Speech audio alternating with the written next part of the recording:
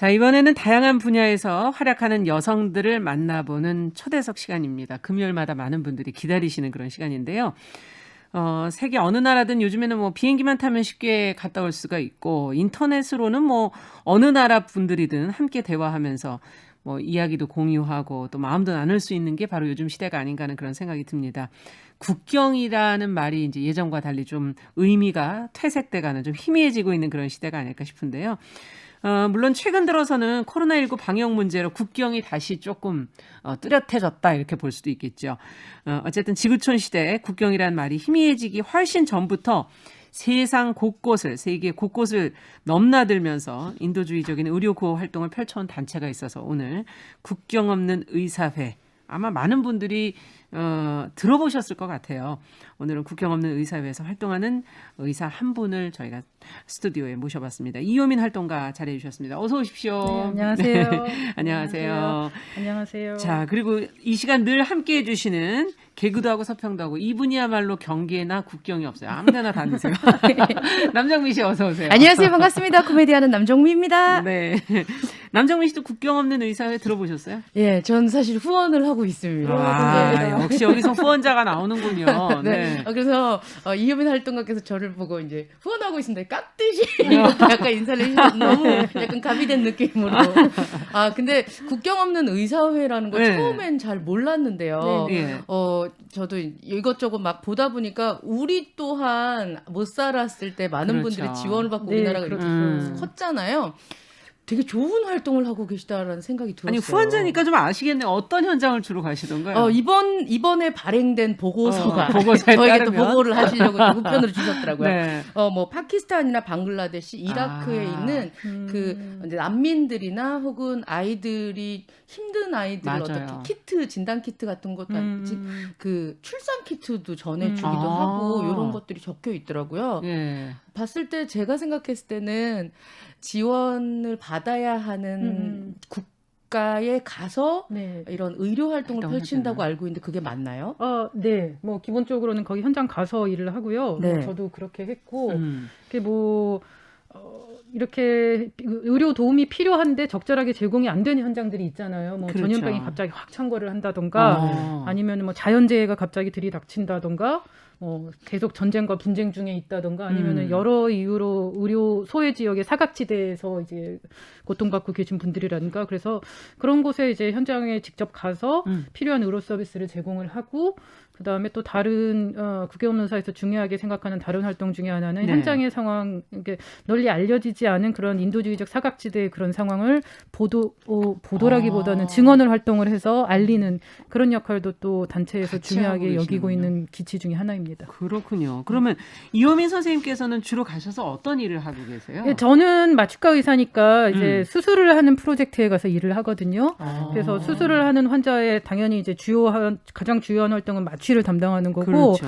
수술 마취뿐만 아니라 마취 전과 수술한 이후에 그 환자 입원을 해 있었거나 할 때 뭐 통증 관리라든지 아니면 다른 뭐 항생제 이용이라든지 기타 등등 환자 케어를 수술 관련된 환자 케어를 그 외과 의사랑 같이 그렇게 합니다. 그래서 한국에서 일할 때보다는 조금 더 약간 덜 깊은 대신에 넓어요. 일을 많이 하셔야 돼요. 네, 좀 다른 분야를. 분야에서까지요. 네. 여기서는 선생님들이 분야별로 나눠져 네, 있고 분야별로 많이 세부 전문에 관련돼서 하거나 아니면 뭐 정말 수술장에만 계속 계시는 분도 계시고 뭐 중환자실에만 계시는 분도 계시고 한데 국외의사회 같은 경우는 조금 더 넓게 활동을 해야 되는 경우가 많습니다. 네. 그렇군요. 근데 예. 지금 그 코로나19 때문에 국경 아까 오프닝 멘트에서도 말씀하셨지만 국경을 예전만큼 잘 넘어가지 못하는 상황인데 오히려 또 국경이 구분되고 맞아요. 하는 그런 상황인데 이런 때일수록 더 도움을 많이 필요로 하고 있다라는 생각이 들어요. 네, 맞습니다. 그래서 사실 작년에 그 코로나19 때문에 국경도 닫히고 여러 가지 제한도 많아지고 비행기도 안 다니고 하면서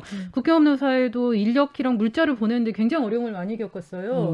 실제로 저 같은 경우도 원래 작년 봄에 중앙아프리카 공화국에 나가서 파견 활동을 하기로 다 예정이 돼 있고 계획이 다 짜 있었는데 정말 거기까지 갈 수 있는 물리적으로 수단이 없어서 못 갔어요. 비행기가 비행기가 많이 없고. 없어졌죠. 네, 그래서 물론 국경검사의 다른 활동가 보내기도 하고 현장 프로젝트 유지되긴 했지만 많은 프로젝트가 그때 당시에는 축소가 되고 비행기도 뭐 유엔 소속 기구에서 제공해주는 비행기나 아니면 가끔 뭐 공군 비행기 타고 들어가고 막 이런 경우들도 생겼는데 예. 그렇기 때문에 인력을 보내는데 훨씬 한계가 있을 수밖에 없었죠. 그래서 뭐 그때 작년 초반기에는 뭐 4분의 1 이하로 줄어들었었어요. 이야, 같이 지원해 주시는 데가 국가나 지금 들어보니까 유엔 뭐 이런 데서 같이 협력을 해서 일을 하시기도 하시나 봐요. 대부분의 경우는 예. 독립적으로 일을 하고요. 네. 작년 같은 코로나 사태 같은 경우는 정말 전 세계적으로 예외적인 그렇죠. 위기이기 때문에 그렇지만 현장에서 이동을 할 때 뭐 이를테면 코로나 사태 이전에도 현장에서 이동을 할 때 유엔 비행기를 타고 현장으로 이동하거나 이런 일은 종종 있습니다. 그렇게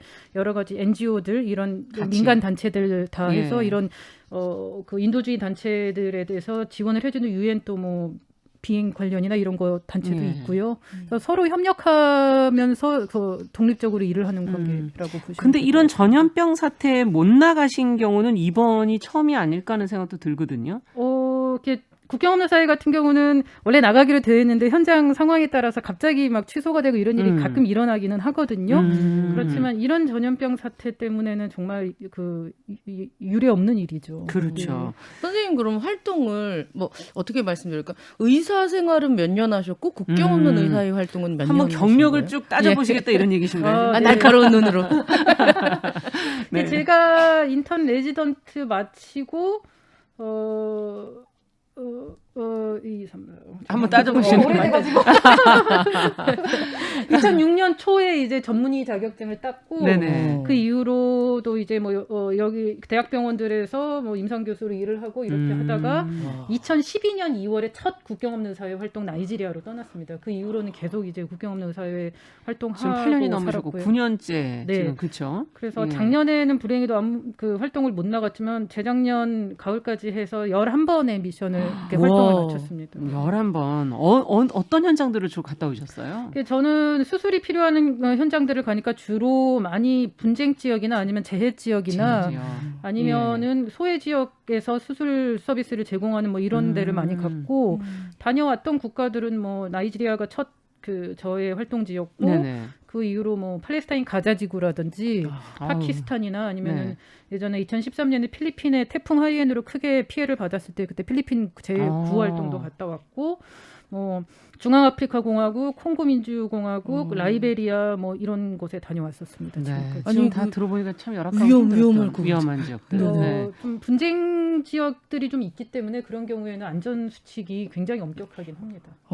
아까 좀 보니까 이제 뭐 유엔의 도움도 작년에는 받았지만 그 전엔 독립적으로 이렇게 활동을 하신다고 하셨는데 그 전쟁이 벌어지거나 전염병이 도는 현장 이럴 때는 의사 선생님들의 안전이 제일 걱정이 되는데요. 네, 그래서 국경 없는 사회도 그 내부 직원의 기관에서 활동하는 활동가들의 안전이 사실 최우선으로 두는 것 중에 하나고, 예. 그래서 현장에서 보면은 안전 수칙이 굉장히 엄격해요. 그리고 뭐 이를테면 뭐 남수단 이런데 남수단도 제가 한번 갔다 왔는데 남수단에 가면은 뭐 통행 금지 시간 저녁이 8시고 뭐 어디 이후로는 절대 가지 말고 수도에서도 지역마다. 여기는 갈 수 있고 해서 그냥 일반적으로 뭐 그냥 여행으로 갔거나 이런 경우보다 훨씬 엄격하거든요. 예. 그래서 안전 수칙만 지키면 대부분 제 피부에 와닿는 위험을 느끼지는 않는 정도이고 그다음에 뭐 본인이 뭔가 아무리 그래도 본인이 나 여기서는 안전하다고 느낄 수가 없다, 불안하다 하면 언제라도 그 귀국을 할 수 있게 다 허용을 해줍니다. 선택은 할 수 있게. 네, 선택은 할 수 있고 뭐 딱히 불이익은 없어요. 예, 그렇게 많은 나라를 지금 다녀오셨는데 가장 기억에 남는 건 뭐 처음에 나갔던 나이지리아입니까? 어디입니까?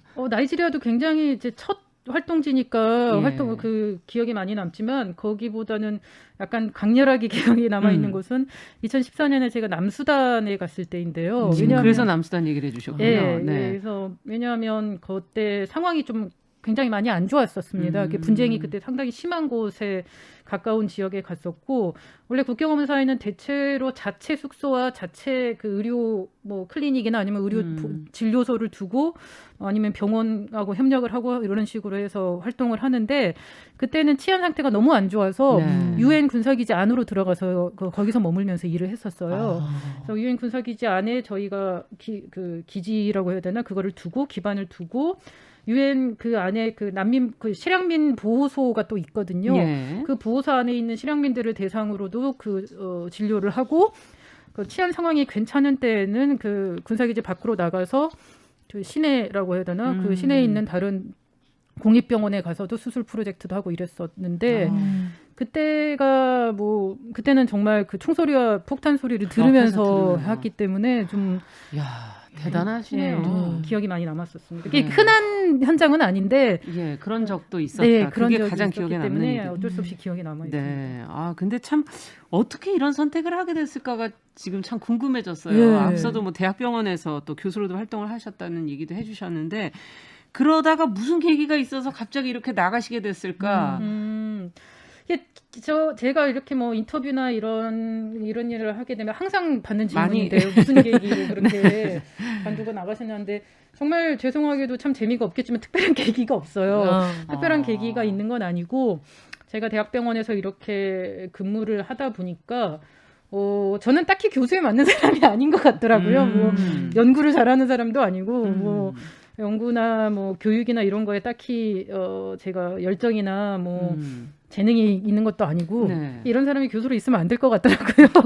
야, 아니면 그것도 그렇고 네. 병원에서 계속 일을 안 하는 맞는 거- 분들도 많이 계실 텐데. 네, 모르겠습니다만 뭐 그거보다는 뭔가 의사로서 할 수 있는 다른 길을 찾고 싶었었어요. 다른 길을 찾고 싶어가지고 그때 뭐 여러 가지 이것저것 조금씩 막 알아봤었는데 뭐 대학에서 연구원이나 아니면은 뭐 식약처 연구 뭐 그렇게 들어간다든지 보건복지부 가서 그 의료 공무원 여러 행정을 분야가 있죠. 할까 예.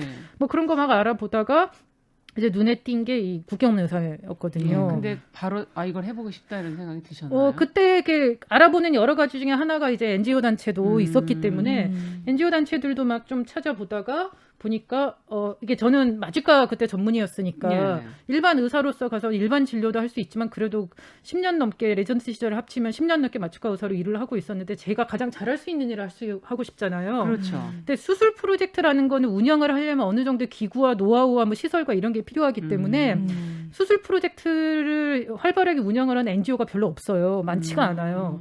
근데 국경 없는 의사에는 애초에 처음에 시작할 때도 분쟁 지역에서 시작을 하고 그랬기 때문에 마취과 의사, 외과 의사 이런 쪽을 굉장히 적극적으로 찾고 있던 단체였거든요. 그랬군요. 네, 그래서 제가 이게 나한테 지금 찾는 게 가장 적합하겠구나 해서 그래서 지원을 했습니다. 가보시니까 그 일은 잘 맞으셨나요?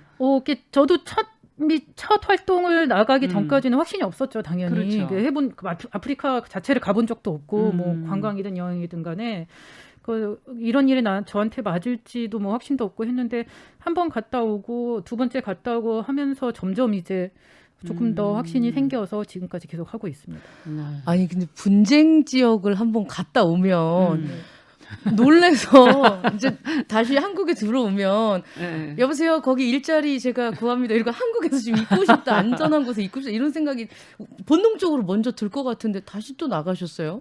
네, 뭐 사실 한국에 있는 게 사실 훨씬 편하죠. 뭔가 마음이 훨씬 편하긴 한데 예. 그거는 사실인데 뭐 일단은 저는 전체적으로 봤을 때 그 병원에서 대학병원에서 근무를 할 때보다 지금 이렇게 사는 게 훨씬 더 즐겁고 마음에 들고 뭐랄까 전반적으로 삶의 행복도가 높아졌거든요. 네. 삶의 행복도가 높아졌기 때문에 거기 가서 현장에서 그렇게 힘든 곳에서 일을 하고 돌아와서 잠깐 쉬었다가 또 한국에서도 일을 하고 이런 패턴이 저한테는 맞는 것 같더라고요. 그래서 그냥 계속 유지하고 있습니다. 그래요. 이게 사람이 자신의 일을 정말 마음껏 할 수 있는 곳이 어디든 가서 또 한다면 거기에 의미를 두시는 네. 분들도 있을 거고 네. 또 그렇지 않고 또 생활을 안정적으로 하는 거에 또 의미를 두시는 분들도 있을 거고 맞아요. 정말 이렇게 사람이 다른가 하는 생각도 들기도 하고요. 네.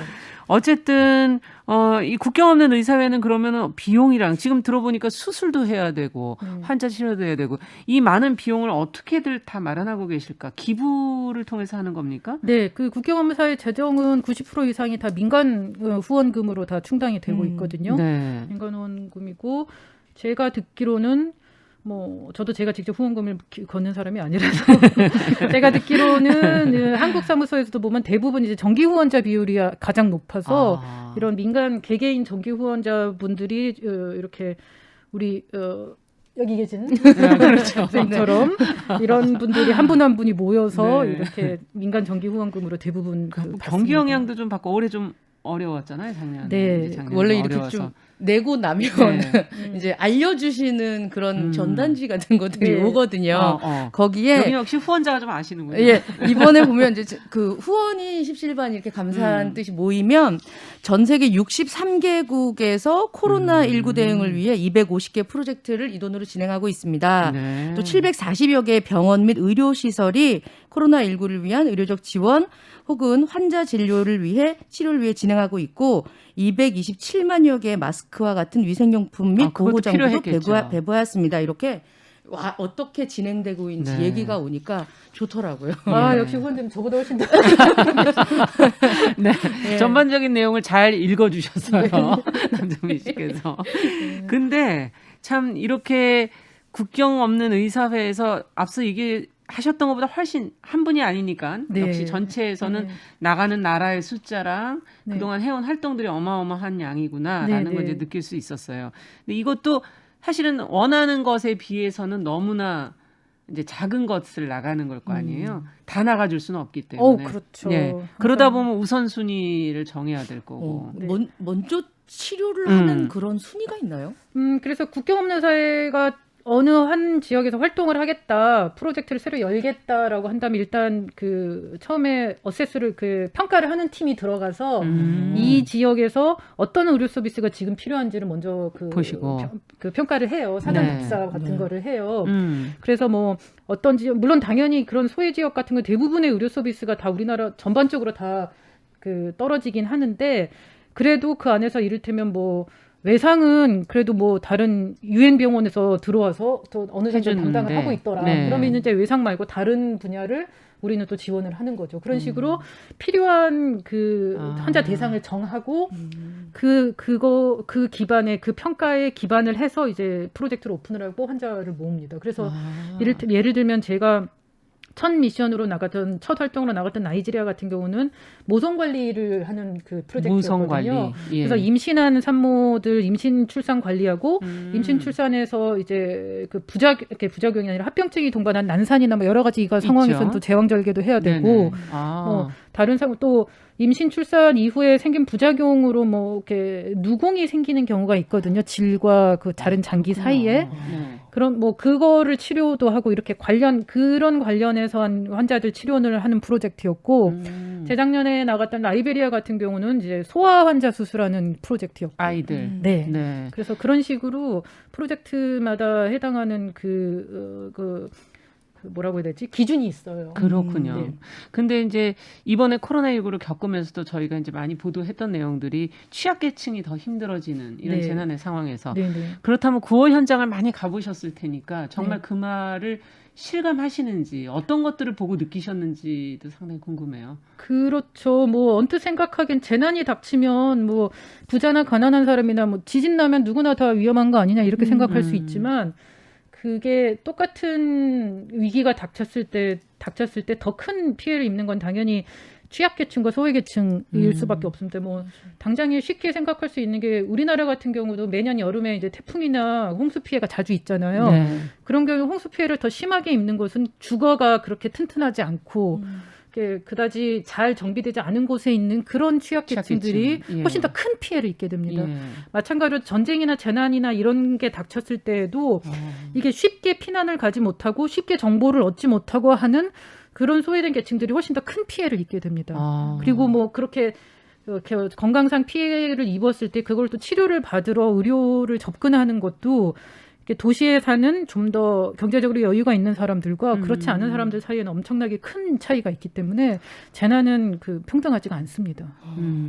정말 과거에 저희가 했던 표현들이 좀 틀린 것들이 현장에 가보시니까 있다는 거를 직접 느끼시는 거네요. 네. 예. 그러면 그래도 이제 가서 하고 나면 그래도 희망찬 어떤 부풀어 오르는 그런 게 있으니까 다시 또 출발하게 되는 보람 용기를 얻게 같은 되실 게. 거잖아요. 예. 예, 일종의 그런 게 있죠. 근데 사실 거기서 한 달, 두 달 일을 하다 보면은 막 집에 가고 싶어요. 아, 막 진짜? 힘들잖아요. 아니, 몸이 힘들잖아요. 아무래도 몸이 힘들고 당장에 예. 화장실도 훨씬 더럽고 몸이 힘들고 하니까 있다 보면 집에 가고 싶어 하고 근데 또 집에서 또 한 달, 두 달 있다 보면 나가야 되는데 내가 왜 여기 있을까? 뭐 아. 이런 생각이 딱 드는 거죠. 그래서 네. 약간 반쯤은 중독이 되는 것 같은 느낌이 들고요. 어쨌든 현장에서 일을 했을 때는 이렇게 한국에서 제가 그냥 물론 한국에서도 의료 서비스 필요한 분들한테 이제 제가 제공을 하고 있는 거지만 똑같은 일을 했을 때 미칠 수 있는 여파가 훨씬 크죠. 현실에는 그쵸. 그 훨씬 더 열악한 현장에서는 한 명의 의사가 할 수 있어서 거기에 그렇게 기여를 할 수 있는 분야 그게 바가 훨씬 크기 때문에 보람을 느끼는 거가 정말 한국에서 좋은 병원, 좋은 수술장에서 일할 때보다 훨씬 큰 것 같아요. 정말 그렇겠네요. 맞아요.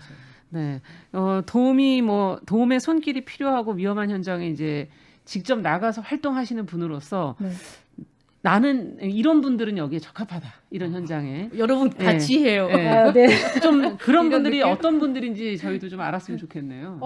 일단은 현장에서 가서 굉장히 익숙치 않은 현장, 익숙치 않은 문화, 익숙치 않은 환경에서 일을 또 굉장히 다국적으로 다 모여서 일을 하거든요. 제가 갈 때, 현장에 갈 때 그냥 저는 혼자 출발해요. 그래서 거기 있는 사람들이랑 합류를 해서 그래서 막 전 세계 온갖 나라에서 온 사람들하고 같이 일을 하거든요. 언어가 안 통하기도 하고 뭐 그러겠네요. 그래서 일단 언어가 그래서 필요합니다. 외국어가 영어는 반드시 하셔야 되고 네. 영어를 나 못하겠다 그럼 프랑스어를 하셔도 돼요. 어, 영어나 프랑스어가 뭔가 좀 하나는 예, 하셔야 되고. 외국어 능력이 그래도 의사소통을 할 수 예. 있을 정도로는 필요를 하고 그다음에 이 여러 다양한 환경과 익숙하지 않은 환경에서 그 다국적인 사람들하고 일을 해야 되니까 뭔가 융통성도 필요하고 그렇죠. 음식 같은 것도 그 현장에 맞춰서 드셔야 되겠네요. 그렇죠. 거기서 나오는 대로 먹어야 하니까 튼튼한 위장도 필요하고. 네.